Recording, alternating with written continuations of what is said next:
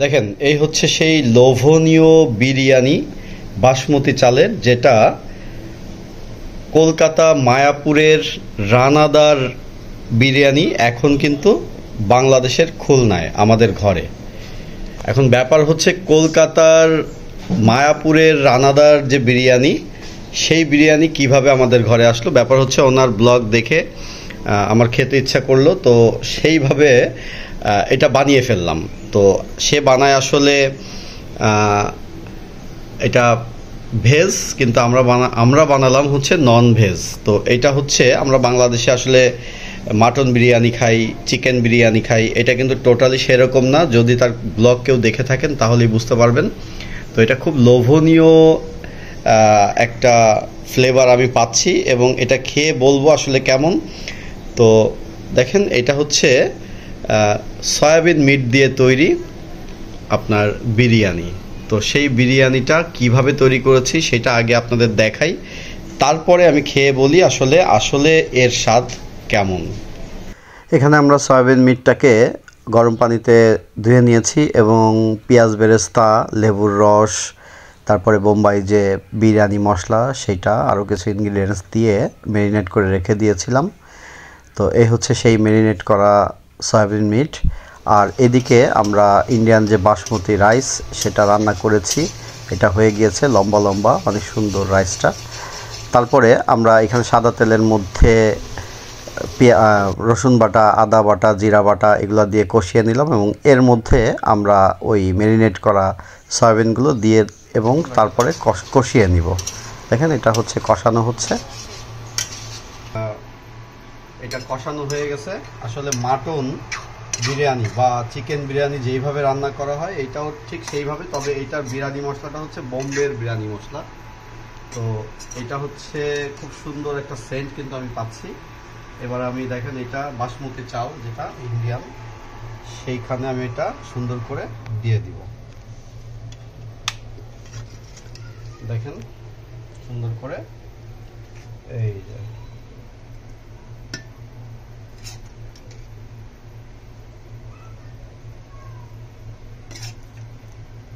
তো আজ হঠাৎ আসলে এরকম খেতে ইচ্ছা হলো। আর এই রকম কিন্তু বিরিয়ানি আগে কখনো বানাইনি, এই প্রথম এরকম রেসিপি আমরা ঘরে তৈরি করছি, সয়াবিন দিয়ে বিরিয়ানি।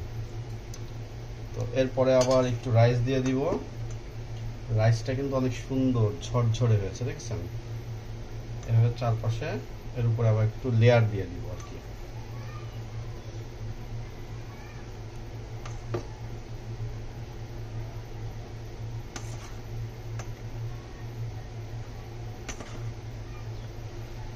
তো এটা আসলে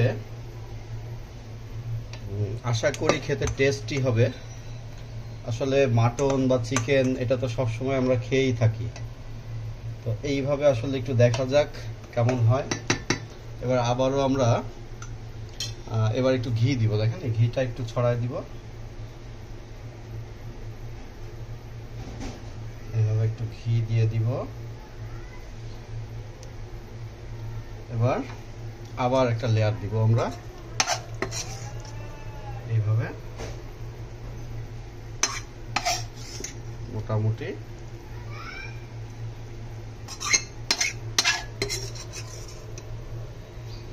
সুন্দর একটা বিরিয়ানি সেন্ট আসতেছে। তো এইটা কিন্তু আসলে মায়াপুরের যে রানাদা, ইন্ডিয়ার যে কলকাতার মায়াপুরের রানাদার বিরিয়ানিটা আমি আসলে দেখি ব্লগ। এবার ওই ব্লগটা দেখেই আমার আসলে ইচ্ছা হয়েছে এটা খেতে। তো সেই কারণে আমি কিন্তু এটা জাস্ট আমাদের মতো করে তৈরি করছি। সে কিভাবে তৈরি করে সেটা আপনারা তার ব্লগ দেখলেই বুঝতে পারবেন। তবে আমি আসলে, সে তো ভেজ তৈরি করে, আমি কিন্তু তৈরি করলাম নন ভেজ। তো এবার এটাকে ঢাকা দিয়ে রাখবো, তাই তো? ঢাকা দিয়ে রাখবো, কিন্তু তার আগে দেখেন আবারও আমি একটু ঘি দিব। আসলে ঘিটাই মজা লাগবে খেতে। দেখেন, ঘি দিয়ে দিলাম। এবার আমি এটাকে ঢাকা দিয়ে দিব, সুন্দর একটা দম হয়ে যাবে এটা। তো ঠিক আছে, এবার এটা হলো। এরপরে আমি এর সাথে স্পেশাল দুইটা জিনিস আপনাদের মানে আমি ভেজে খাবো, তো দেখাবো। তো সেটাই আমরা চলে যাই সেটা ভাজার জন্য। তো ঠিক আছে, আসেন। তো আমাদের বিরিয়ানি কমপ্লিট রান্না। এবার হচ্ছে আমরা চপ বানাবো। কিসের চপ? এটা হচ্ছে বক ফুল। দেখেন, এটা কিন্তু আনকমন জিনিস, অনেকে হয়তো বা চেনেন না। তো এই বক ফুল দিয়ে আমরা চপ বানাবো। দেখেন, এটা হচ্ছে আমাদের ডোটা আছে। এটা হচ্ছে বেসন, তারপরে আপনার ময়দা, কালো জিরা, এগুলা দিয়ে ডোটা তৈরি করা, আপনারা জানেন। কিন্তু এই বক ফুলের বড়াটাই হচ্ছে মেইন। তো সেটাই কিন্তু আমরা এখন তৈরি করছি। দেখেন, এই বক ফুলের বড়াটা খেতে আসলেই খুব মজার। দেখেন,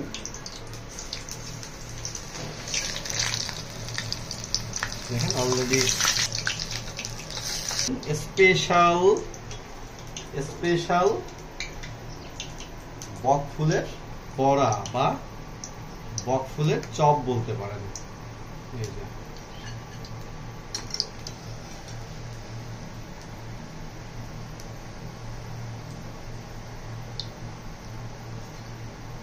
গরম গরম খাওয়ার মজাই আলাদা। বক ফুলের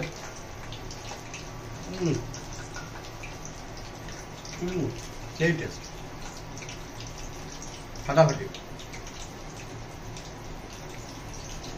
যদি কেউ খেয়ে থাকেন কমেন্টে জানাবেন আসলে কেমন। তো এইবার আমরা এটা বেগুনি বানাবো। বেগুনিটা আসলে ঘরোয়া সবাই তৈরি করে, অনেকেই। তো দেখেন, সেই বেগুনিটা আমরা এখন তৈরি করব। আসলে বিরিয়ানির সাথে একটু এগুলা খেতে মজা লাগে।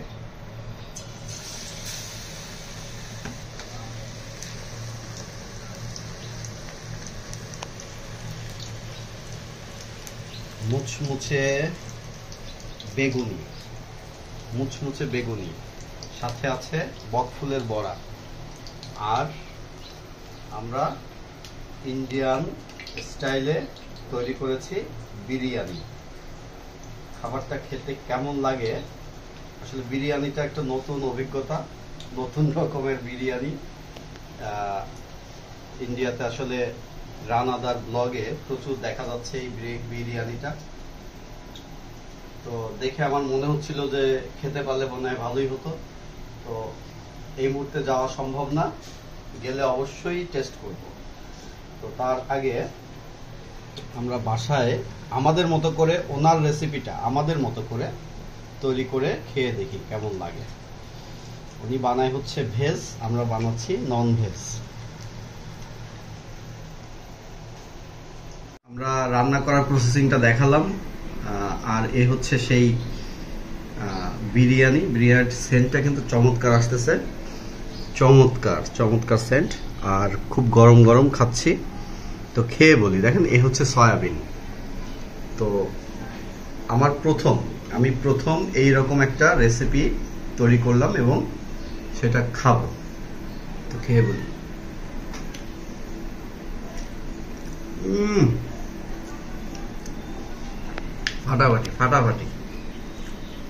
ফাটাফাটি। এবার সয়াবিন দিয়ে একটু খেয়ে দেখি। সয়াবিন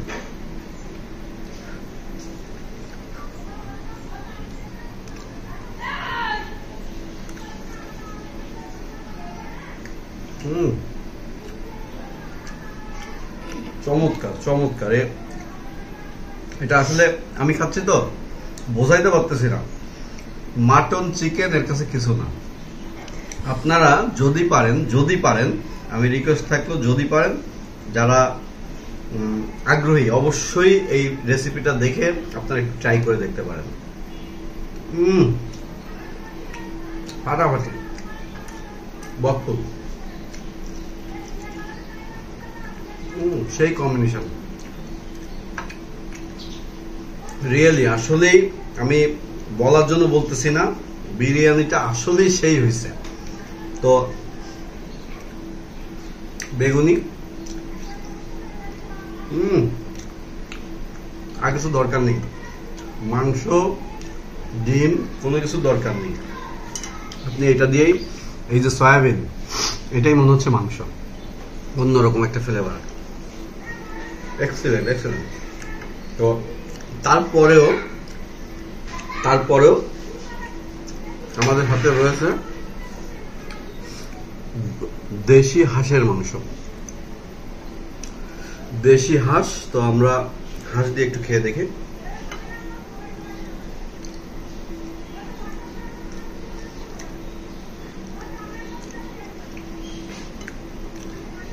হাঁস রান্নাটাও চমৎকার হয়েছে,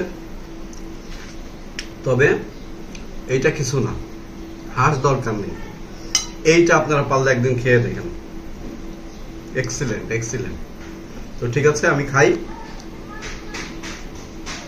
এত সুস্বাদু খাবার না খেয়ে কথা বলার সময় নেই, খেতে থাকি।